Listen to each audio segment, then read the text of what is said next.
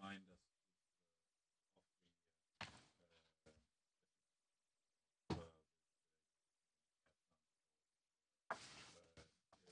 the initiative.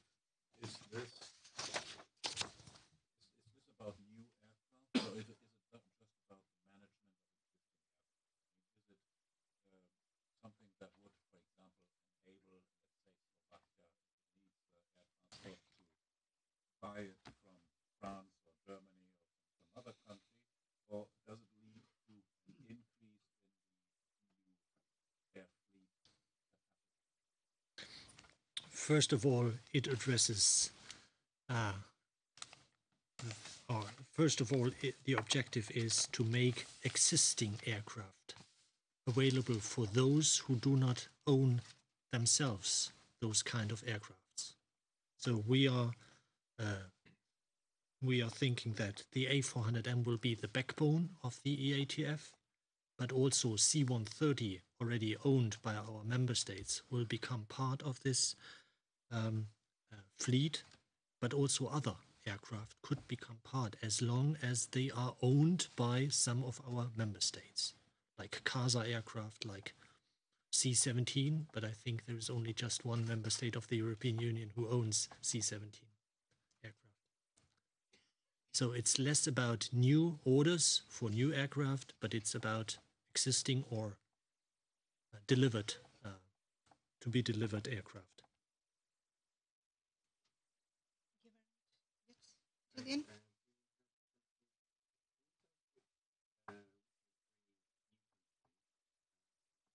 So, why, for example,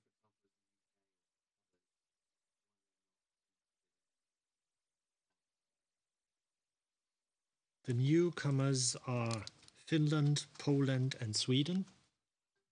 And you have to ask the United Kingdom yourself, Julian, why they have not joined this letter of intent initiative. But from EDA's perspective, they are following very closely this activity. So they are interested, but apparently they have not yet decided to join.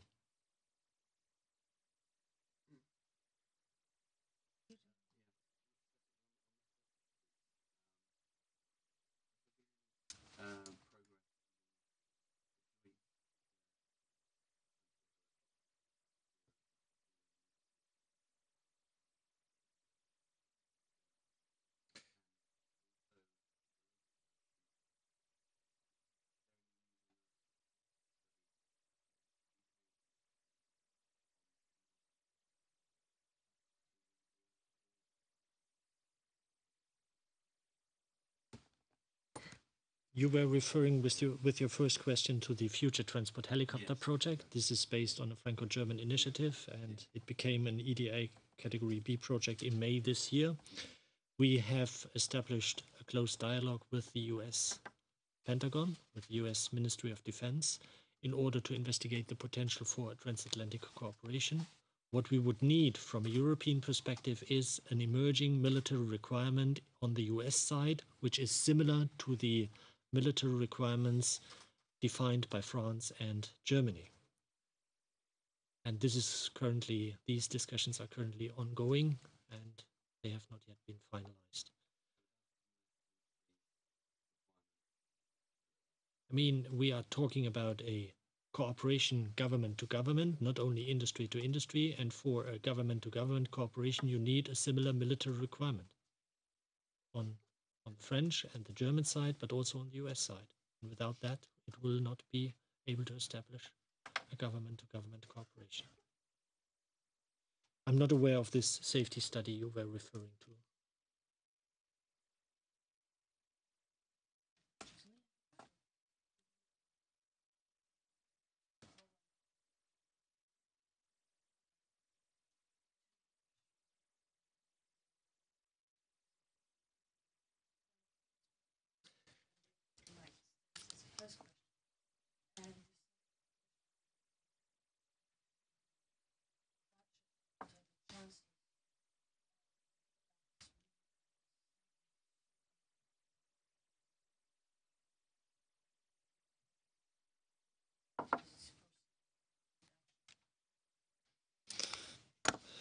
The first question is quite simple, or at least the answer is quite simple to this first question.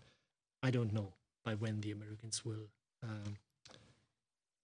have defined their military requirement for such a helicopter. We are currently conducting the program preparation phase from 2009 to 2012. And during this phase, we will have a close dialogue with the Americans. I would say the sooner this military requirements on the US side has been defined, the better it would be for the program preparation. But again, the Americans are not a state who likes or who reacts on pressure. And it's not our intention to exercise some pressure on them. You were referring with your second question to the 3-year financial framework as requested by the joint action, the legal basis of the agency. Member states were not able to agree on a 3-year financial framework for the time period 2010 to 12. There was a divergence of view, mainly related to political ambitions of the EDA, but less to the actual amount of money. And we will try it next year again.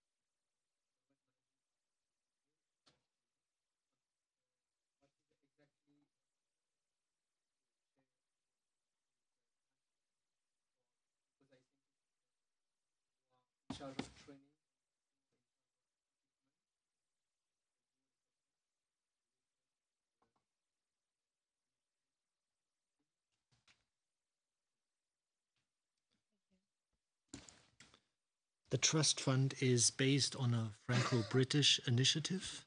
It is governed by a steering board. In this steering board are represented all those member states of the European Union, but not only EU member states, who have contributed to this trust fund. And all those who have contributed with money have a say on how this money can be spent. It is not an EDA managed trust fund, it's a specific steering board that governs this trust fund. What's the destiny? The United Kingdom always says that this trust fund is not a sustainable solution. There needs to be another financial mechanism established in order to fund long-term activities. So they consider themselves this not as a long-term solution. Our work share with NATO, we are very much focusing on training, but not only on training. We are also addressing the issue of the future transport helicopter, and the project has been established by the 2 contributing member states, which are France and Germany, within EDA, not within NATO. So it's very much about training our work, but not only about training. But NATO, I think it's very much looking at the urgent operational needs, in particular in Afghanistan.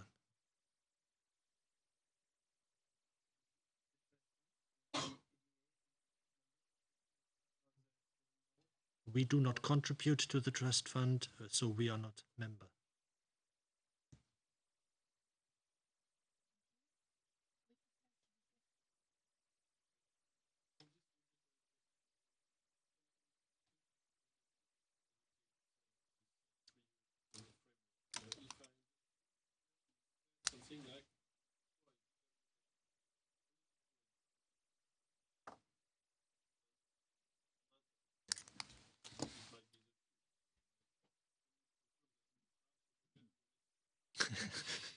Yes, this I can confirm. We have a budget for next year.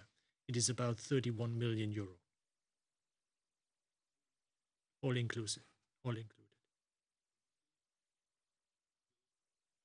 We have 22 million functioning budget and 22 point something functioning budget and 8.5 million, 4 million operational budget. So altogether 31 million. 30.